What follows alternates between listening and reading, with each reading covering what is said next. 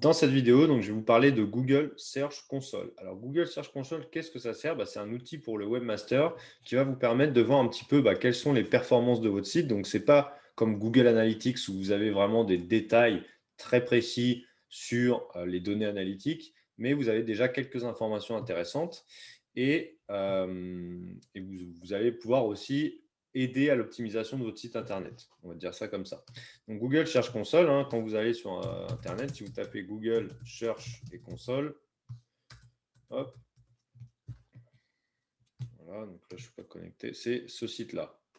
Donc, quand vous allez dessus, évidemment, il va vous demander de vous connecter. Donc, c'est pour améliorer vos performances dans les moteurs de recherche sur Google. Donc, si vous faites commencer, il va vous dire connectez-vous avec votre compte Gmail. Donc, il vous faut absolument un compte Google, donc un compte Gmail. Voilà. Et donc, quand vous allez vous connecter, hop, après, il va vous demander en fait d'ajouter une propriété. Donc, vous pouvez passer au début la propriété. Nous, ce qu'on va faire, c'est qu'on va le faire avec un petit outil qui est directement lié sur WordPress. Voilà. Donc, on ne va pas le faire à la méthode, on va dire, à l'ancienne, c'est-à-dire je me connecte sur Google Search Console et j'ajoute une propriété à la main, mais je vais l'ajouter directement avec WordPress. Donc, vous aurez quelque chose, un tableau qui est vide au début, et puis la propriété, au lieu de le faire ici, au lieu de le faire au début, on va le faire directement par WordPress. Alors, je vous montre rapidement à quoi ça peut servir. Vous voyez que, par exemple, sur ce site-là, où ça fait longtemps que ça tourne, ici, par exemple, je peux voir une vue d'ensemble. Vous avez un petit peu là, le nombre de clics, donc combien de personnes ont cliqué sur votre page par jour depuis Google. Quelle est la couverture? C'est-à-dire, est-ce que votre site, il y a combien de pages qui sont bien référencées sur le moteur de recherche et combien il y en a qui ont d'erreurs? Est-ce que l'ergonomie mobile est bonne? Donc ça, lui, il va vérifier que votre site en mobile, il fonctionne bien et qu'il n'y a pas de problème. S'il y a des problèmes, il va vous le dire. Il va vous dire, par exemple, vous avez un bouton qui est trop petit sur cette page-là, donc il faut le grossir. Ou le texte, il est trop petit, il faut le grossir, etc. Voilà, donc il vous donne ça. Si je vais dans Performance à gauche, vous voyez que là, j'ai le nombre d'impressions. Donc, le nombre d'impressions, ça veut dire combien de fois votre site est ressorti sur les moteurs de recherche. Et donc, là, vous avez le lien avec le nombre de clics. Donc, vous voyez que, par exemple, là, j'ai eu 24, le 17 mai, 24 impressions et il y a 4 personnes qui ont cliqué.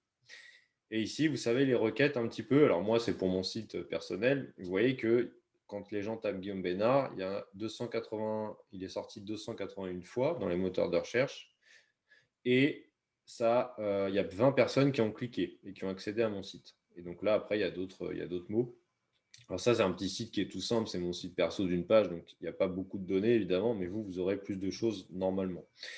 Donc après, vous avez les requêtes. Vous avez par page aussi. Vous voyez que la plupart des gens, ils arrivent. Alors, il y a les mentions légales là.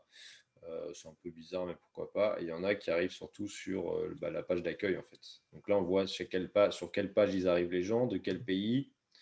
Aussi, c'est la France, c'est surtout en France. Après, j'ai d'autres recherches, il y en a en Belgique et en Macédoine apparemment. Bon, après, des fois, c'est des robots aussi, donc il ne faut pas s'étonner de voir des choses un peu bizarres. Depuis quels appareils? Surtout depuis un ordinateur, mais aussi depuis un mobile, etc.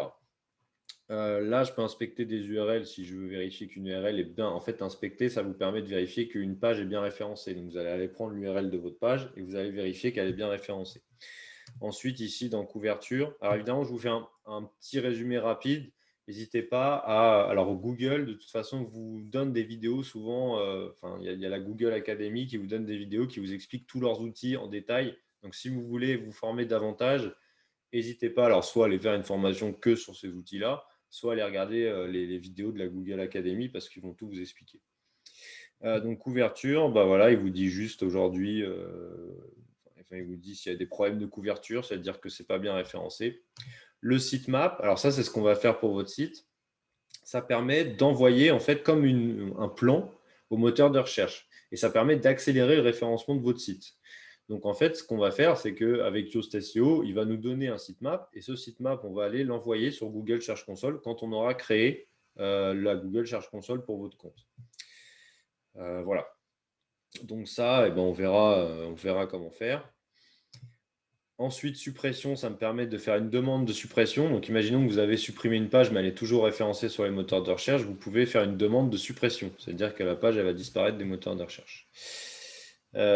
Expérience sur la page. Donc là, j'ai pas assez de données. Signaux web, il n'y a pas de données. Ergonomie mobile, ça vous permet de dire les erreurs mobiles, comme je vous disais. Bon, là, moi, j'en ai pas. Hein. Tout est valide. J'ai aucun problème. Et amélioration fil d'Ariane, tout ça, ça ne va pas nous servir non plus. Donc là, vous voyez, c'est assez simple comme outil, mais ça vous permet de savoir un petit peu comment les gens tombent sur votre site, qu'est-ce qu'ils tapent, combien il y a de clics, et après, surtout d'envoyer un sitemap en fait, parce que ça permet d'accélérer le référencement et de vérifier qu'il n'y a pas aussi d'erreurs en mobile et sur la couverture, donc que votre site est bien référencé. Donc, comme je vous disais, j'ai créé mon compte sur Google Search Console. Ici, vous voyez que là, sur ce truc-là, j'avais ajouté un site qui a été fait avec WordPress. Donc, au début, vous aurez quelque chose comme ça. Hein. Tout sera vide, évidemment. Il faudra le temps que… Enfin, ça demande un petit peu de temps. Ce n'est pas instantané. Il faut quelques jours avant qu'il y ait des données qui commencent à remonter. Donc, quand vous êtes sur votre site, ce qu'on va faire, c'est que pour se connecter à la Google Search Console, on va installer un outil qui est le Google Site. Donc, en fait, Google, ils ont créé le Google Kit. C'est ça, ils s'appellent ça comme ça, qui permet de se connecter à tous leurs outils. Alors, ça va fonctionner avec la Google Search Console. Google Analytics, normalement, c'est censé fonctionner aussi, mais ça ne fonctionnera pas, donc on utilisera un autre outil. C'est pas très grave. Voilà, ça fonctionne pas. Donc, bon, peut-être qu'un jour ça fonctionnera, mais pour l'instant, ça ne fonctionne pas, en tout cas le jour où je vous fais la formation. Donc là, on va aller dans Extensions. Donc, première chose à faire, vous allez déjà sur Google Search Console, comme je vous le disais tout à l'heure. OK. Et vous allez créer une adresse Gmail si vous n'en avez pas, évidemment. Et vous créez votre compte sur Google Search Console. Vous pouvez faire commencer. Et normalement, vous arriverez. Alors, comme je vous disais au début, il va vous dire d'ajouter une propriété. Quand vous arrivez à cette étape-là, soit vous pouvez faire passer, soit vous ne faites rien. Et puis voilà, vous attendez, en fait, tout simplement. Et puis, quand on va l'ajouter via WordPress, vous pourrez rafraîchir Google Search Console. Et normalement, ici, vous aurez la liste de vos propriétés. Donc, c'est-à-dire la liste de votre site. Parce qu'une propriété, en fait, c'est un site. Donc là, je retourne dans l'extension. Je vais ajouter Google. Hop. Si vous tapez Google Kit, normalement, vous allez le trouver. Voilà, Site Kit by Google. Donc, on est censé se connecter à tous leurs outils directement avec ça. Sauf qu'Analytics, comme je vous le disais, ça ne fonctionne pas bien. Donc, on le fera autrement. Donc, je l'installe.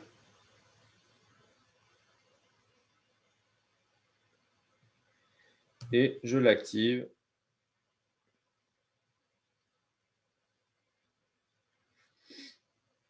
Voilà. Donc là, il me dit félicitations, plugin site activé. Donc là, je vais faire configurer directement. Voilà. Alors là, il me dit faut montrer que vous êtes bien propriétaire du site, etc. Donc je vais se connecter à Google. Il va me demander de me connecter à mon adresse Google. Donc je vais choisir mon adresse Google ici. Voilà, je me connecte, mon adresse Gmail. Vous autorisez? Oui, j'autorise. Ici, il me dit nous devons confirmer que vous êtes le propriétaire. Bah oui, forcément, que ce site m'appartient bien. Bon, en même temps, vu que je le fais depuis mon site, oui, mais ça, c'est une vérification normale. Donc, vous faites continuer. Alors, des fois, ça ne va pas marcher du premier coup. Il faut le refaire.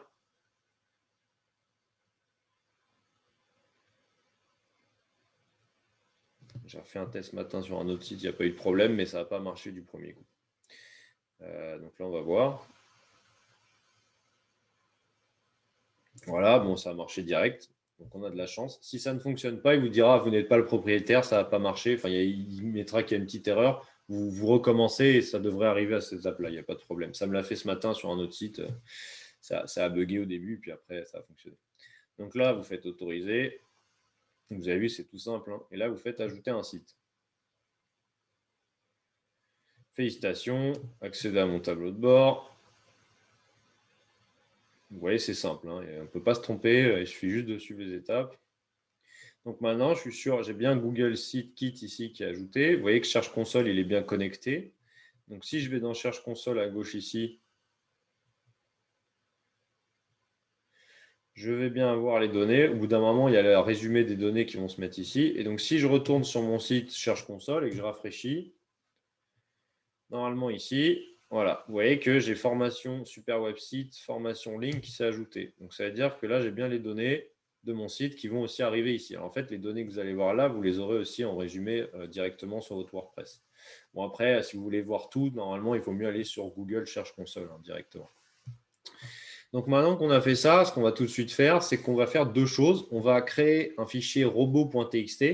Donc, ce fichier robot.txt, ça va permettre de dire au robot, bah, venez explorer mon site. Et on va envoyer aussi un sitemap ici, comme je vous le disais précédemment.